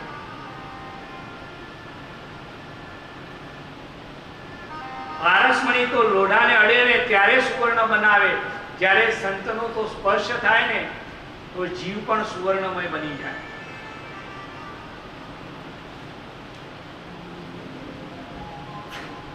નારદજીએ કહ્યું છે કે વ્યાસજી, આપે ભક્તિ, જ્ઞાન અને વૈરાગ્યનું છૂટું નિરૂપણ તો ઘણું બધું કર્યું છે, પણ આ ત્રણેયને એકત્રિત કરી અને ગ્રંથની રચના કરી.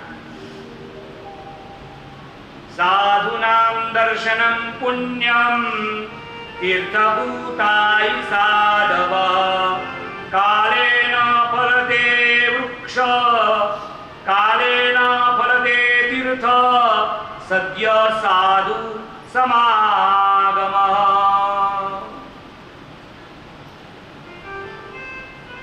ત્રણેય જ્ઞાન, સાધના અને પાવિત્ર જેના જીવનના અંદર પરાકાષ્ઠાએ પહોંચેલું છે, એવા બંને લોકો એકત્રિત થયેલા છે. ત્યારે નારદે કહ્યું કે હું બીજાનું ઉદાહરણ શા માટે આપું, હું મારી જ વાત તમને ન કરું. નારદે સ્વમુખે પોતાનું આત્મચરિત્ર વ્યાસજીને સંભળાવ્યું.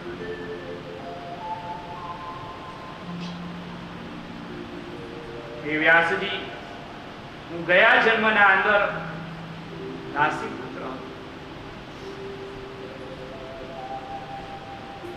અમારું ઘર બ્રાહ્મણોની વસ્તીના અંદર આવેલું હતું.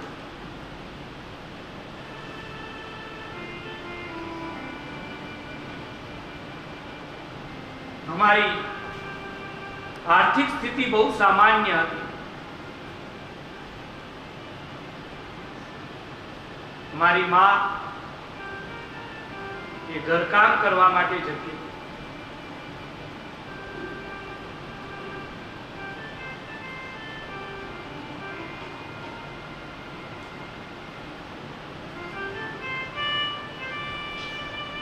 વ્યાસજી, મારો જન્મ થયો કે તરત જ ભગવાને પિતાનું છત્ર મારા પાસેથી લઈ લીધું. મારી માં મને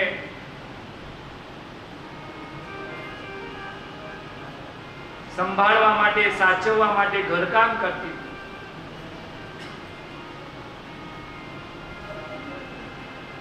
વેદવાદી બ્રાહ્મણોના ઘરે કામ કરવા માટે મારી માં જતી. તેમાંથી જે કંઈ મળે એ અમે પ્રભુનો પ્રસાદ માનીને સ્વીકારતા.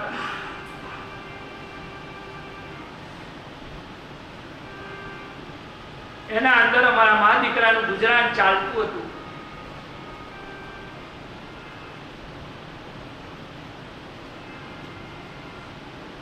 નારદજીની આંખ આગળ મા પ્રત્યેનો પ્રેમ તરવરવા લાગ્યો છે.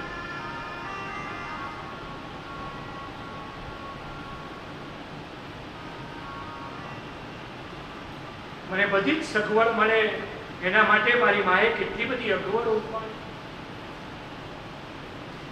નારદની આંખો ભીની થઈ છે.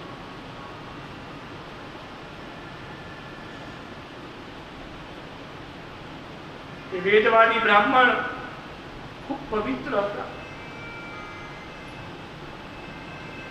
મારી માં ખૂબ નિષ્ઠાથી ખૂબ મહેનત કરતી. વ્યાસજી, મારી ઉંમર માત્ર 5 વર્ષની હતી.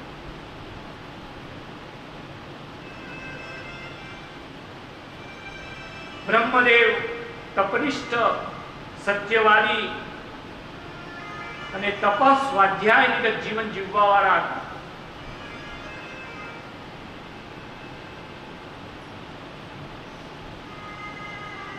એ બ્રાહ્મણના ત્યાં અવારનવાર સજ્જનો પધારતા, સાધુ પુરુષો આવતા અને સત્સંગ થતો હતો. તે બધા જ લોકોની મારી માં ખૂબ સેવા કરતી હતી. મારી માયા જ્યારે કામ કરીને ઘરે આવે ત્યારે એટલી બધી થાકી ગઈ હોય કે મારા મસ્તક ઉપર હાથ ફેરવતા ક્યારે સૂઈ જાય મને ખબર પણ ન પડે.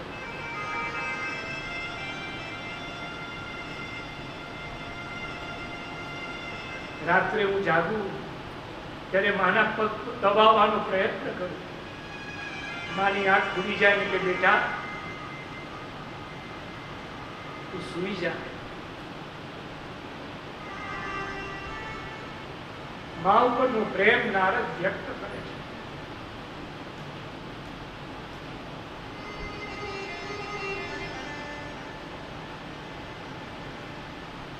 પ્રેમ માના પ્રેમથી હું ભીંજાઈ જતો.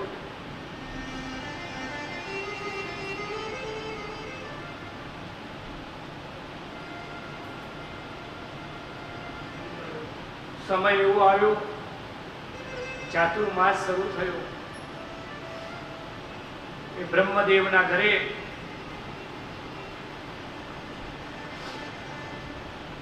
સાધુઓ બહુ આવ્યા. સરળ જીવન જીવવા વાળા સજ્જનો જ્યાં એકત્રિત થતા અને ભગવાનની જ્યારે જ્ઞાન ગોષ્ઠી કરતા ત્યારે મને ખૂબ આનંદ આવતો. હું એમની વાતો સમજાય નહીં છતાં પણ સાંભળવાનો પ્રયત્ન કરતો. ગુરુ આજ્ઞા પ્રમાણે હું વન તરફ વળ્યો.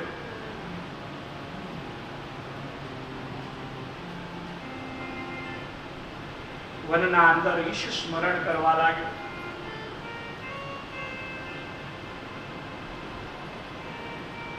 સરોવરના અંદર સ્નાન કર્યું. મૂલતો બ્રહ્મ રૂપાય મધ્યતો વિષ્ણુ રૂપિણઃ અગ્રતઃ શિવ રૂપાય અશ્વત્થાય નમો નમઃ. આવા અશ્વત્થ વૃક્ષના નીચે ઈશ્વરની આરાધના કરવા લાગ્યો. મારા ગુરુદેવે જે મને દીક્ષા મંત્ર આપ્યો હતો એનો જાપ જપવા લાગ્યો. ઓમ નમો ભગવતે તુભ્યં વાસુદેવાય ધીમહિ પ્રદ્યુમ્નાય નિરુદ્ધાય નમઃ શંકર્ષણાય ચ. આનો જપ કરતા કરતા સમય વ્યતીત થયો. 32 લાખ જપ કર્યા. પરબ્રહ્મના સ્વરૂપની ઝાંખી થઈ અને તેના અંદર ઈશ્વરે આદેશ કર્યો કે નારદ, તારા મનના અંદર સૂક્ષ્મ વાસના છે ત્યાં સુધી હું દર્શન આપીશ નહીં. વાસના હોય ત્યાં સુધી વાસુદેવ મળતો.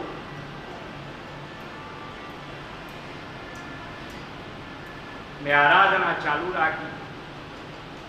વાસના દૂર થઈ અને રાધા મુકુંદ યુગલમ તદહમ નમામિ. ભગવાન કૃપાથી શરીરનો ત્યાગ કર્યો વ્યાસજી અને બીજા જન્મના અંદર પાર્ષદ તરીકે થયો.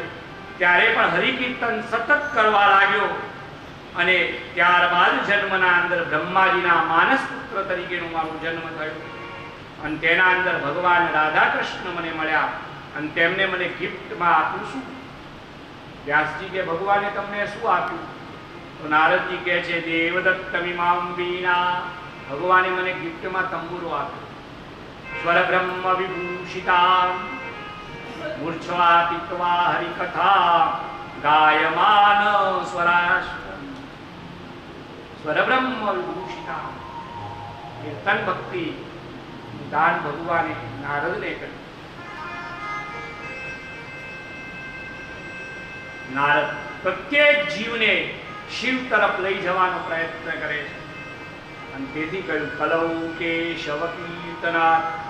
કળિયુગના અંદર કેશવ કીર્તન એ જ શ્રેષ્ઠ સંકીર્તન છે અને સંકીર્તન નારદજી કરતા રહે. ભાગવત આવું ભદ્ર જીવન પ્રદાન કરે છે.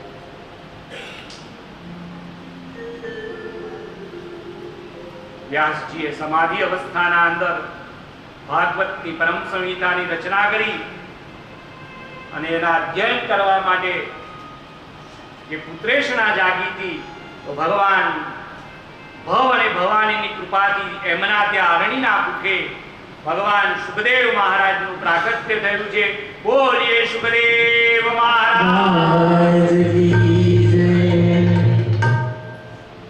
સુખદેવ મહારાજ ત્વામ સર્વભૂત હૃદયમ મુનિમાનતોસ્મિ.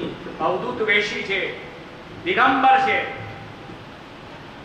જન્મતાની સાથે જ ઉલ્બનો ત્યાગ કરી અને અરણ્ય તરફ વળ્યા છે. વ્યાસજી વિચારે છે કે જે હેતુ માટે દીકરાને આ ધરા ઉપર બોલાવ્યો, દીકરો હેતુ કરવા તો રહ્યો નહીં અને ચાલ્યો જાય છે. માનો પ્રેમ છે. માં અરણી કહે છે વ્યાસજીને કે તમે રોકો. પુત્રે તન્મયતયા તરવેવનેન્દુ. હે દીકરા, હે પુત્ર, હે પુત્ર એમ કરતા કરતા વ્યાસજી પાછળ દોડે છે. સુખદેવ મહારાજ વિચારે છે કે જ્યાં સુધી બાપાને કહીશ નહીં કે હું શા માટે આવ્યો છું, ત્યાં કારણ નહીં બતાવું ત્યાં સુધી બાપા મારો પીછો નહીં છોડે. તેથી સુખદેવ મહારાજ વૃક્ષોને નિમિત્ત બનાવીને બાપાને ઉપદેશ આપે છે. પિતા વૃક્ષો વ્યાસ મુનિને કહે છે કે હે વ્યાસજી, શા માટે આટલો બધો પુત્ર મોહ રાખો છો? અમે અમારા પુત્રનો મોહ રાખતા નથી. વૃક્ષના પુત્ર એટલે ફળ. અમારા પુત્ર એટલે કે અમારા ફળ એ પરોપકાર માટે છે. પરોપકારાય વહંતિ નદ્યઃ પરોપકારાય ફલંતિ વૃક્ષા. નદી પણ પરોપકાર માટે વહે છે અને વૃક્ષો પણ પરોપકાર માટે ફળ આપે છે. તમે શા માટે પુત્ર મોહના અંદર પાછળ પડ્યા છો? વૃક્ષ દ્વારા વ્યાસનારાયણને સુખદેવ મુનિએ ઉપદેશ આપ્યો છે. વૃક્ષમાં જીવ છે એ જગદીશચંદ્ર બોજે બતાવ્યું, પણ વૃક્ષમાં શિવ છે તે દાદાજીએ સિદ્ધ કરી બતાવ્યું. વૃક્ષમાં વાસુદેવનું દર્શન કરાવ્યું. વૃક્ષના જોડે જો માણસ બેસે તો વૃક્ષ એની જોડે વાતો કરે. શકુંતલાના જોડે વૃક્ષ વાતો કરતું. વૃક્ષોએ ઉપદેશ આપ્યો છે.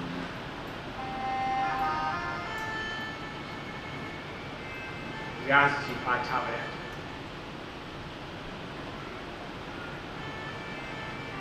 જે પુત્ર ને માટે સંહિતાનું સર્જન કર્યું, સર્વજન હિતાય ને સર્વજન સુખાય, એ સંહિતા લોકોપયોગી બને એના પ્રચાર પ્રસાર માટે આપેલો ભગવાને દીકરો જે હતો એ પણ અરણ્યમાં જતો રહ્યો.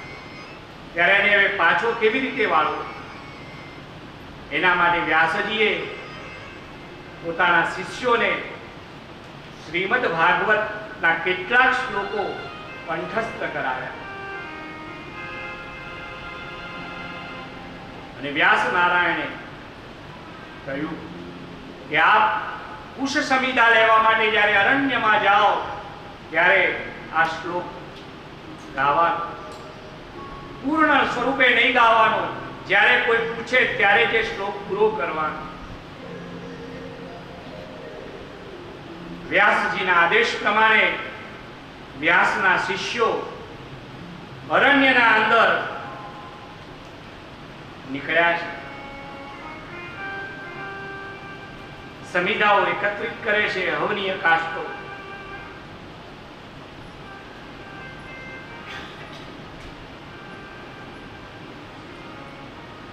અને અરણ્યના અંદર એક પંક્તિ બોલે છે, વરહા પીડમ નટવર વપુ કર્ણયો કર્ણિકાર. ને એનો શબ્દ ધ્વનિ સુખ મુનિના કર્ણપટલ ઉપર અથડાય છે. નિરાકારમાં માનવા વાળા સુખદેવ મુનિ જ્યાં પોતાનું આસન સ્થિર કરીને નિરાકારને અંદર ચિત્તને એકાગ્ર કરવા માટેનો પ્રયત્ન કરે છે અને આ શબ્દ ધ્વનિ એમને બેચેની અનુભવે છે. એમને લાગે છે કે મોહન મારો આવતો લાગે છે. આવો વ્યાસના શબ્દોમાં રહેલી તાકાત એ સુખદેવને પાછા લાવવામાં કેટલી સમર્થ નીવડે છે એનું દર્શન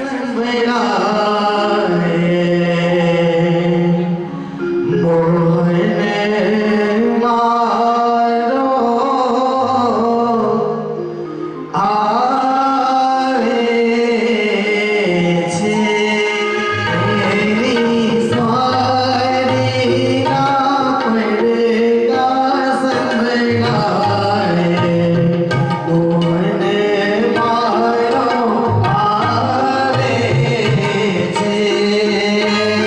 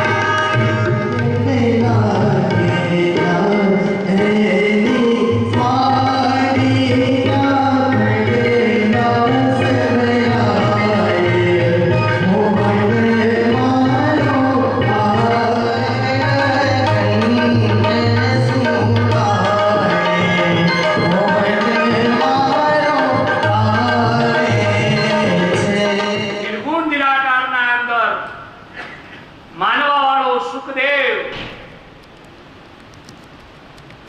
વ્યાકુળ થયા છે. નાદ બ્રહ્મ કર્ણ આગળ અથડાયો છે.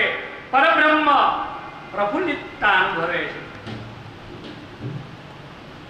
બેચેન થયા છે સુખદેવ મુનિ. વાચ કઈ તરફ આવે છે, મનને મનાવે છે કે નાના આ તો મારા મનની કલ્પના લાગે છે. ત્યાં તો બીજો શબ્દ સંભળાય છે, અહો બકીયમ સ્તનકાલકૂટમ વિદાંસયામા યતદત્ત વિસાદ.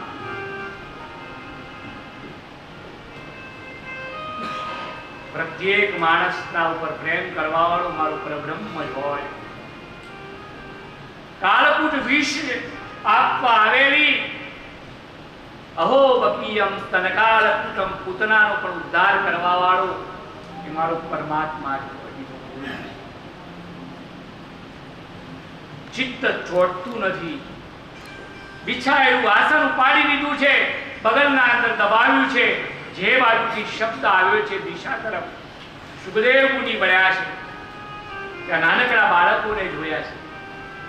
પૂછ્યું છે કે આપ કોણ છો? કહે છે અમે વ્યાસજીના અંતેવાસી છે. કે હમણાં જે ગાન કર્યું એ આપે કર્યું? કે હા. કે મને આખું સંભળાવશો? પુનઃ વ્યાસ શિષ્યોએ ગાયું છે, વરહાપીડમ નટવર વપુઃ કર્ણયો કર્ણિકારમ બિભ્રદવાસઃ કનકઃ કપિશં વૈજયંતી ચમાલા રંધ્રાન્વેણો હૃદય સુધયા પૂરયન ગોપવૃંદૈ વૃંદારણ્યમ સ્વપદરમણમ રાવિશદ્ગીતગીત. પ્રભુનું સ્વરૂપ આંખ આગળ આવ્યું છે. જે વ્યાસજી ને છોડી અને સુખદેવ મુનિ ગયા હતા કે સુખદેવ મુનિને પાછા વાળવામાં વ્યાસજી સફળ થયા નહીં. પણ સફળતા કોને મળી? વ્યાસે જે શ્લોકોની રચના કરી એ શ્લોકો સુખદેવ મુનિને પાછળ વાળવામાં સફળ બન્યા છે. કૃષ્ણનો પ્રેમ માણસને જ્યાં હોય ત્યાંથી ખેંચે, જેવો હોય ત્યાંથી ઉપાડે, જેવી સ્થિતિમાં હોય ત્યાંથી તેને ઉચકે. કૃષ્ણ પ્રેમ જ એવો અદભુત છે. એ મનમોહક નું સ્મિત જ માણસને મોહ પમાડે તેવું છે. સુખદેવ મુનિએ કહ્યું છે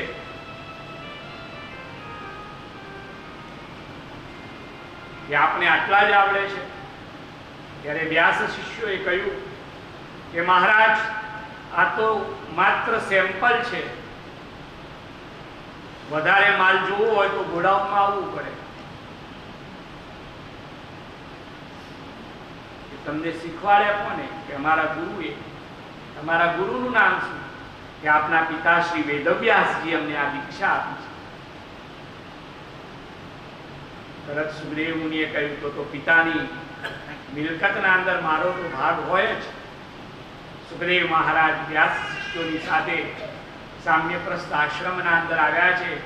અરણી દેવીને આનંદ થયો છે કે જે પુત્રને પોતાનો પ્રેમ પાછો ન લાવી શક્યો એ પુત્રને કૃષ્ણનો પ્રેમ ખેંચીને લાવ્યો છે. બાપાને વંદન કરી અને કહ્યું કે પિતાજી આપનો જે અમૂલ્ય વૈભવ છે મને આપો. વ્યાસજીની પાસે ભાગવત સંહિતા સુખદેવ મહારાજ ભણી છે. સુખદેવ મહારાજને આપણે વંદન કરીએ. આજના પ્રથમ દિવસને આપણે નમસ્કાર કરીએ. નાગપંચમીનું પ્રથમ પવિત્ર દિવસ છે અને સર્પદંશ જ આ કથાનું કારણ છે. તો આજના પવિત્ર દિવસે અનંત આદિ નવકુળ નાગને પણ આપણે વંદન કરી અને જીવનમાં નિર્માણ થતું વિષ એ દૂર થાય અને સુધાની પ્રાપ્તિ થાય અને જીવન અમૃતમય બને એવી સંકલ્પના સાથે ભાગવત ભગવાનની પાસે શક્તિ માંગીએ અને ભાગવતની કથાને અહીંયા આગળ આપણે વિશ્રામ સંકીર્તન કરીશું. ત્યારબાદ આપણે ઠાકોરજીને થાળ ધરાવીશું, નિરાજન કરીશું, સંકીર્તન કરીશું. કઈ પ્રસંગોચિત સૂચના હશે એનું શ્રવણ કરીશું. ત્યારબાદ હરિસ્મરણ કરતા કરતા આપણે પ્રસાદ ગ્રહણ કરવા જઈશું. અને શ્રમ ન પડ્યો હોય, આ પવિત્ર દિવસોના અંદર આવી તપસ્થળીમાં આપણે મળ્યા છીએ, તો રાત્રે પણ આવું કંઈક સંકીર્તન જેવું ગોઠવાય તો અહીંયા બેઠેલા બધા લોકોને આનંદ આવશે. તેના કરતાં વધારે ગંગા મૈયાને આનંદ આવશે. એ વિશેષ પ્રકારના લોકો આ તપસ્થળીના અંદર મને મળવા માટે આવ્યા, એનો મને આનંદ છે. જ્યારે મહારાજશ્રીને હું મળ્યો ત્યારે મહારાજશ્રીએ કહ્યું કે આ તીર્થસ્થળના અંદર પ્રથમવાર આ રીતની 2 ટંકની 2 ટાઈમની કથા થાય છે. તેથી કે હમે બહુ આનંદ હૈ. સાંગો પાંગ શ્રીમદ ભાગવતનું પઠન શ્રવણ સ્થળ ઉપર થશે, આનું નિસર્ગ પણ ખીલશે અને આ ભગવાનના અને આ સ્થાનના દેવતાઓ પણ પ્રસન્ન થશે. આ 10 મહાવિદ્યાઓની સિદ્ધપીઠ છે અને આવી પીઠના અંદર જે શ્વાસ આપણે લઈએ છીએ એ પણ દિવ્ય બને એવું વાતાવરણ આપણે બનાવીએ. રાત્રે પણ આપણે મળી શકીએ. જો થાક ન લાગ્યો હોય અને મળવા જેવું લાગે તો આપણે વિચારવાનું છે. સંકીર્તન કરી અને આપણે ઠાકોરજીને